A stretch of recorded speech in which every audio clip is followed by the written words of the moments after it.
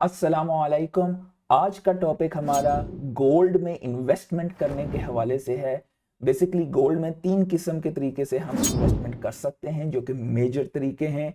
और trust me, it's gonna be a very important video. Normally मैं हर एक video को ही इंपॉर्टेंट कहता हूँ, लेकिन ये वीडियो वाकई ही अगर आप समझ जाते हैं, और बहुत कोई टेक्निकल वीडियो नहीं है, लेकिन आप अगर समझ जाते हैं तो the way you look at the investment strategies, it's gonna change. तो बेसिकली तीन तरीके की गोल्ड की इन्वेस्टमेंट्स होती हैं। मैं किस फॉर्म में इन्वेस्टमेंट करता हूं और कौन सी बेसिकली रिटर्न अच्छा देती है गोल्ड में इन्वेस्टमेंट। तो सबसे पहली क्लास गोल्ड की इन्वेस्टमेंट की हम स्क्रीन की तरफ चलते हैं, तो मैं बात करता हूं जो कि फिजिकल फॉर्म ऑफ गोल्ड है। और ये बेसिकली इन्वेस्टमेंट की फॉर्म है। जिस तरह के हम लोगों के घरों में होता है कि ख्वातीन ने गोल्ड पहना हुआ होता है, डेफिनेटली वो भी आप बेचकर अपना कैश ले सकते हैं, लेकिन उसमें एक फ्लो मैं समझता हूँ कि वो उस पे आपने बनवाई की कॉस्ट और मुख्तलिफ चीज़ें दी होती हैं। जो कि गोल्ड टिकिंग के फॉर्म में होता है, वो लिया ही इस पर्पस के लिए जाता है कि वो इन्वेस्टमेंट के लिए लिया जाता है। और बेसिकली गोल्ड को आप सेल करके किसी भी टाइम पे बेच सकते हैं। फिजिकल गोल्ड के साथ सबसे बड़ी प्रॉब्लम ये है कि आप अगर एक मुल्क से दूसरे मुल्क में जा रहे हैं तो वहां पे कई किस्म की प्रॉब्लम्स का आपको सामना करना पड़ता है। सेकंड, उसकी सबसे बड़ी प्रॉब्लम है अपने घर में ही रखने के लिए सिक्योरिटी की प्रॉब्लम। डेफिनेटली कुछ मुल्कों में सिक्योरिटीज के हालात बेहतर होते हैं, कुछ में बुरे होते हैं, but still you can not rule it out. तो वो भी एक रिस्क फैक्टर रहता है। तीसरा फैक्टर, वो जो गोल्ड घर में बैठा हुआ है आपका, आप उस पर यील्ड नहीं कमा रहे हो, आप उस पर पैसिव इनकम नहीं जनरेट कर रहे हो। तो इन्फ्लेशन को हेज कर रहा है या नहीं, वो एक अलग बात है कि पूरी तरह से इन्फ्लेशन को वो हेज नहीं कर रहा होता है। अगर आप 30 साल का पिछला चार्ट देखेंगे बिटकॉइन का, तो डेफिनेटली नॉट। लेकिन it's better than your fiat currency. तो वो आपको यील्ड नहीं दे रहा होता। तो जिस तरह के फर्ज करें कि आपने एक प्रॉपर्टी ली है और उस प्रॉपर्टी को आपने, उसकी प्रॉपर्टी की प्राइस भी बढ़ती है ओवर द टाइम।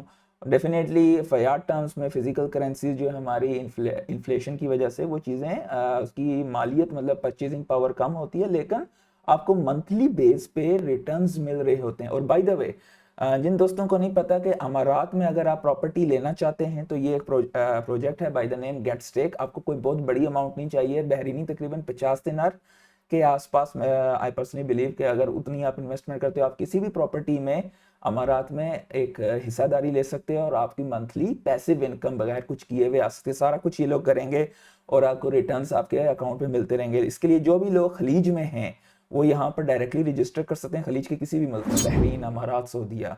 और मिनिमम आई बिलीव 50 बीडीज का नीचे मैंने एफिलिएट लिंक डाला हुआ है। अगर आप वहाँ से रजिस्टर करते हैं तो आई बिलीव अराउंड $40-50 के आसपास आपको वहाँ से मिल जाएगा। डेफिनेटली ये लोग चेंज करते रहते हैं वो चीज़ें, लेकिन आपको एक अच्छा रिटर्न मिलता है। तो coming back to the topic, physical gold की मैंने आपको मसाइल बता दिए हैं। सेकंड चीज़ जो है, गोल्ड का ईटीएफ, स्पोर्ट ईटीएफ की बात कर रहा हूं मैं। स्पोर्ट ईटीएफ ले सकते हैं। अब ये क्या है कि फर्ज करें ये जो मसाइल मैंने आपको फिजिकल गोल्ड के हवाले से बताएं, उसके बजाय आप ईटीएफ, एक्सचेंज ट्रेडेड फंड होता है, जो कि कोई भी एसेट मैनेजमेंट जो है, दुनिया के बड़े एसेट मैनेजर्स की मैं बात करूंगा, उनका वो लोग उतना गोल्ड लेते हैं, उसके बदले अपने शेयर्स बेचते हैं। तो उनके पास 1-to-1 बैक गोल्ड होता है, आप उनके शेयर ले सकते हैं। इसका सबसे बड़ा फायदा यह है कि आप किसी भी ब्रोकर पर रजिस्टर करेंगे और उस ब्रोकर के पास उनके स्पॉट ईटीएफ वहां से आप उठा सकते हैं। उसका फायदा यह है कि आप किसी भी मुल्क में जा रहे हैं या कुछ करें, उसकी चोरी होने का खतरा नहीं है। वो क्या बोलते हैं, वो एसेट मैनेजर उसको होल्ड करता है, उनका ऑडिटिंग वगैरह होती है, डेफिनेटली आप उस चीज को देख सकते हैं। लेकिन उसमें भी आपकी पैसिव इनकम जनरेट नहीं हो रही है, साल के एंड पे आपको ज़कात देनी है, तो यील्ड नहीं कमा रहा। हाँ, उसकी प्राइस अप्रिशिएट होगी जिस तरह फिजिकल गोल्ड की होगी, तो आप सेल करके फायदा कमा सकते हैं। सम ऑफ द टॉप जोन से भी हैं यहाँ पर, आप देख सकते हैं जीएलडी का, आईओयू, उसके अलावा जीएलडीआई, मतलब ये सारे जो हैं टॉप क्या है, गोल्ड के स्पॉट ईटीएफ हैं। और अगर आप अमारात, बहरीन, सऊदीया, किसी भी मुल्क में हैं, तो ये ब्रोकर है बराका के नाम से। इसका भी मैंने एफिलिएट लिंक नीचे डाला हुआ है। अगर आप रजिस्टर करते हैं तो तकरीबन $35 आपको मिलेंगे। और यहाँ पर आप, ये सबसे अच्छी चीज़ ये है कि यहाँ पर शरिया स्क्रीनिंग भी होती है और किसी भी इन्वेस्टमेंट में किसी भी जगह पे आप इन्वेस्टमेंट करते हैं, स्पोर्ट में बाइंग करते हैं, तो आप यहाँ से क्या बोलते हैं, इनका ड्रिप का फंक्शन है। और आप यहाँ पर ये तकरीबन जितने मैंने बताए, ये टॉप के 3 का मुझे मालूम है, GLD, IAU और GLDM, ये टिकर सिंबल है बेसिकली। ये तीनों आपको यहाँ पे मिलेंगे, बाकी भी शायद मिलते हो, मैंने चेक नहीं किया है। लेकिन ये भी एक फॉर्म ऑफ गोल्ड है जिसमें आपको मेंटल पीस होता है, आप उसका ETF उठा लेते हैं, और मेजोरिटी ऑफ द लोग यही करते हैं। लेकिन जो सबसे खास चीज है, जो कि थर्ड फॉर्म ऑफ इन्वेस्टमेंट है, जो कि मैं आपको दिखाऊंगा, और मेजोरिटी ऑफ लोगों को उसके बारे में इल्म ही नहीं है। इसमें भी आपको जो है यील्ड नहीं कमा सकते, उस फॉर्म में भी आप यील्ड नहीं कमा सकते हो, लेकिन देयर आर वेज अराउंड। सो मैं आपको समझाऊंगा कि वो किस तरीके से होता है। तो जो तीसरी फॉर्म है वो बेसिकली क्रिप्टो करेंसी की फॉर्म में है।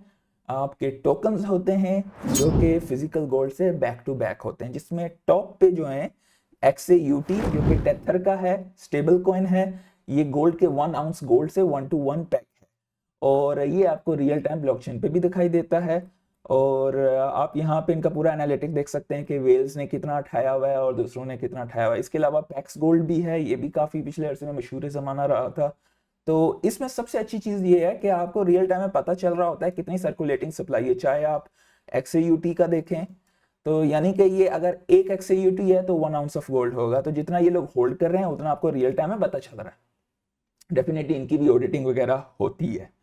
तो इसी तरह ये पैक्स गोल्ड का भी जो है इतना आपको दिखाई दे रहा है।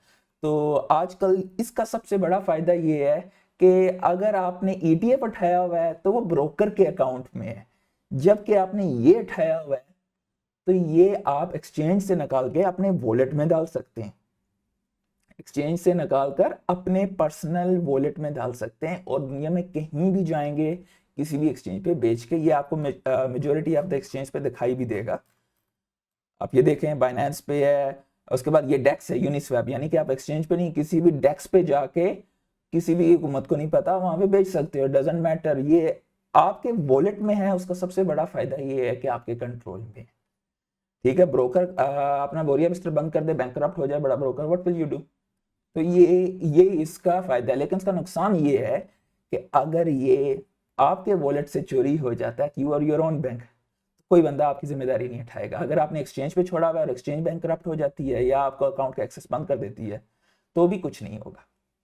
तो ये हर एक फॉर्म ऑफ गोल्ड के अपने मफादात और नुकसानात हैं। अब ये पिछले अरसे में, पिछले तकरीबन 1-1.5 महीने से जो है गोल्ड की प्राइसेस चढ़ रही हैं, क्योंकि अमेरिका में रिसेशन के अलार्म बज रहे हैं, तो इस वजह से डेफिनेटली, क्योंकि ये चीज को एज अ हेज समझा जाता है, तो इनकी प्राइसेस चढ़ रही हैं। और ये सिंस 1 to 1 पेग है गोल्ड से, तो इसकी भी प्राइस चढ़ रही है। अब मैं किस चीज में इन्वेस्टमेंट करता हूं, उससे पहले आपको ये बताऊं कि ये फॉर्म ऑफ गोल्ड आप अगर उठाना चाहें तो आप कहां से उठा सकते हैं। तो ये फॉर्म ऑफ गोल्ड जो है आप बेसिकली कोइन मीना, जो कि एक रेगुलेटेड एक्सचेंज है, आप बहरीन, अमारात, सऊदीया, खलीज वगैरह में अगर रहते हैं तो आप यहाँ पर इसे उठा सकते हैं। और आपको ये दिखा भी दूं इसका कॉइन्स के, मुझे ये देखिए, आप XAUT और पैक्स गोल्ड आप यहाँ पर ट्रेड कर सकते हैं। तो दे परफॉर्म। इसके अलावा ये लोग स्टेबल कॉइन भी देते हैं जो कि USD के स्टेबल कॉइन है। ये पेपैल का किया हुआ स्टेबल कॉइन है जो कि PYUSD है, और टेथर का जो कि मशहूर ज़माना स्टेबल कॉइन है वो भी है, USDC भी है। अब मैं ज़ाती तौर पे किस चीज़ में इन्वेस्टमेंट करता हूँ, आई स्ट्रांगली बिलीव कि गोल्ड का सबसे बड़ा मसला, मैं कैमरा पहले बड़ा करके थोड़ा आपको समझा लूँ, गोल्ड का सबसे बड़ा मसला सप्लाई का होता है। कि जैसे ही गोल्ड की प्राइस चढ़ती है तो जो लोग गोल्ड माइंस को ओन करते हैं वो मजीद गोल्ड माइन करना शुरू कर देते हैं, जिसकी वजह से गोल्ड की प्राइस सप्रेस ही रहती है, खास हद से ज्यादा नहीं जाती। यानी कि डिमांड और सप्लाई को वो लोग प्ले आउट करते हैं। डेफिनेटली इसी तरह ऑयल का भी होता है, वो हम लोग आज का टॉपिक नहीं है, उस बारे में मजीद मैक्रोज में नहीं जाएंगे।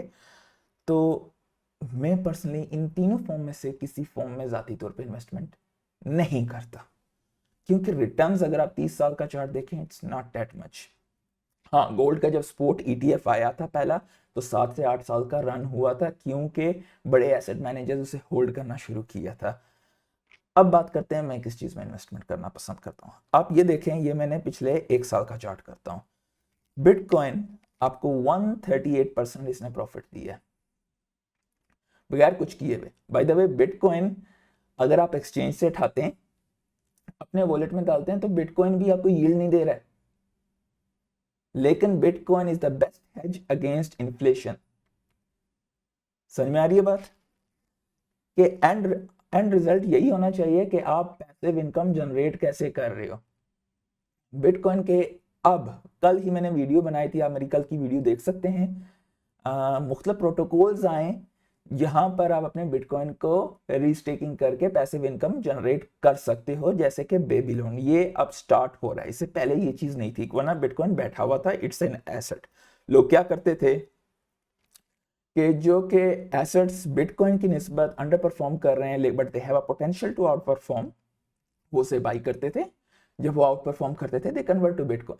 अब बिटकॉइन और गोल्ड में सबसे बड़ा फर्क ये है कि गोल्ड बेसिकली, मैंने आपको बिटकॉइन की प्राइस चार्ट की स्क्रीन ही नहीं दिखाई, माफी चाहता हूँ। ये देख सकते हैं कि ये 138% है। तो ये पिछले एक साल में बिटकॉइन ने इतना रिटर्न दिया जस्ट बाय होल्डिंग। आपने अगर बिटकॉइन होल्ड किया है, बिटकॉइन का मेन यही फर्क है कि बिटकॉइन की जो मैक्स सप्लाई है वो 21 मिलियन है। गोल्ड का ऐसा नहीं है, गोल्ड की डिमांड के मुताबिक वो लोग जैसे सप्लाई इंक्रीज कर देते हैं, तो डेफिनेटली वो लोग तो पैसा कमाते हैं, लेकिन आपके रिटर्न्स उतने नहीं होते हैं। तो बिटकॉइन की मैक्स 21 मिलियन है, 19 मिलियन से ऊपर चली गई है ऑलरेडी, बाकी जो है 100 साल से ऊपर में आएगी। एवरी 4 ईयर उसकी इन्फ्लेशन हाफ में कट हो रही है। बिटकॉइन का नुकसान ये है कि अगर आपने होल्ड किया हुआ एक्सचेंज में और वो खत्म हो जाती है कुछ, या आपके साथ वो बैंकक्रप्ट हो जाती है, तो आपका बिटकॉइन गया। आपने अपने वॉलेट में रखा हुआ है, यू ट्रूली ओन इट, कोई हुकूमत नहीं उसे ऑन करती, कुछ नहीं है। आपका जो वॉलेट है उसका सीड फ्रेज आपके पास होना चाहिए। पब्लिक एड्रेस पे डेफिनेटली कोई भी बंदा उसे ट्रैक कर सकता है, अगर आपने बताया है, शेयर किया हुआ है, ये मेरा पब्लिक एड्रेस। अगर नहीं शेयर किया तो वो एक अलग बात है, वो भी लोग पता कर लेते हैं। लेकिन सीड फ्रेज जो कि उसका पासवर्ड है, वो दुनिया में कोई बंदा आपसे नहीं ले सकता, और आप फ्रीली कहीं भी जा सकते हैं। उसके लिए कोई मेंटेनेंस कॉस्ट नहीं है और किसी को पता नहीं है, जब चाहें जिधर चाहें बेच सकते हैं, ठीक है। और उसकी value it's the best hedge against inflation for now. और अब स्पॉट ईटीएफ भी बिटकॉइन का अप्रूव हो चुका है इस साल में। और अगर आप ईटीएफ्स की पिछली हिस्टोरिकल ट्रैक रिकॉर्ड देखें, इतने जल्दी पहले 3 महीने में जितना बिटकॉइन में सरमाया आया है किसी एसेट क्लास में आज तक नहीं आया है। और अब बिटकॉइन की स्टेकिंग भी मुख्तलिफ L2s आए हुए हैं और मुख्तलिफ किस्म की चेन्स आ गई हैं जहां पर आप बिटकॉइन से रियल टाइम में यील्ड कमा सकते हैं। तो बिटकॉइन से यील्ड कमा सकते हैं, डेफिनेटली वो प्रोटोकॉल्स फेलियर हो सकते हैं। सो मेक श्योर कि वो कभी भी आप उनमें इन्वेस्टमेंट करें तो क्योंकि उनके अपने रिस्क होते हैं, उसके बारे में भी अच्छे तरीके से पढ़ें। अब डेफिनेटली बिटकॉइन ने आपको इतना दिया है। मैं पर्सनली सोलाना का बहुत बड़ा फैन हूँ, और सोलाना के तकरीबन 650% पिछले एक साल में इसने रिटर्न दी है। अब सोलाना क्या बिटकॉइन से बेहतर है? ये चीज़ हरगिज़ नहीं है। सोलाना एक बेसिकली प्रोटोकॉल है जहां पर मुख्तलिफ कारोबार होते हैं, तो प्रोटोकॉल फेलियर हो सकते हैं, ये कोई एक परफेक्ट चीज़ नहीं है। जबकि बिटकॉइन जो है वो आप किसी भी प्रोटोकॉल से कोई भी रेवेन्यू जनरेट कर रहे हो या कुछ, तो वो आप अपने बिटकॉइन में कन्वर्ट करके रखते हो। ये आपका एक बेहतरीन एसेट क्लास है। और आप चाहें तो कॉइन मीना का भी नीचे मैंने एफिलिएट लिंक दिया हुआ है, तो वहां से भी आप खरीद सकते हैं। लेकिन इसमें सबसे इंपॉर्टेंट चीज ये है कि आपने किसी भी रैंडम गाय को यूट्यूब पे सुन के जिसकी दाढ़ी है अपने फैसले नहीं लेने, क्योंकि पैसा जाया होगा तो आपका होगा, फायदा होगा तो आपका होगा। सुनिए, समझिए, अपनी रिसर्च कीजिए और उसकी बेस पे इन्वेस्टमेंट कीजिए, क्योंकि कोई किसी का जिम्मेदार नहीं होता। तो आज के लिए इतना ही। अल्लाह हाफिज।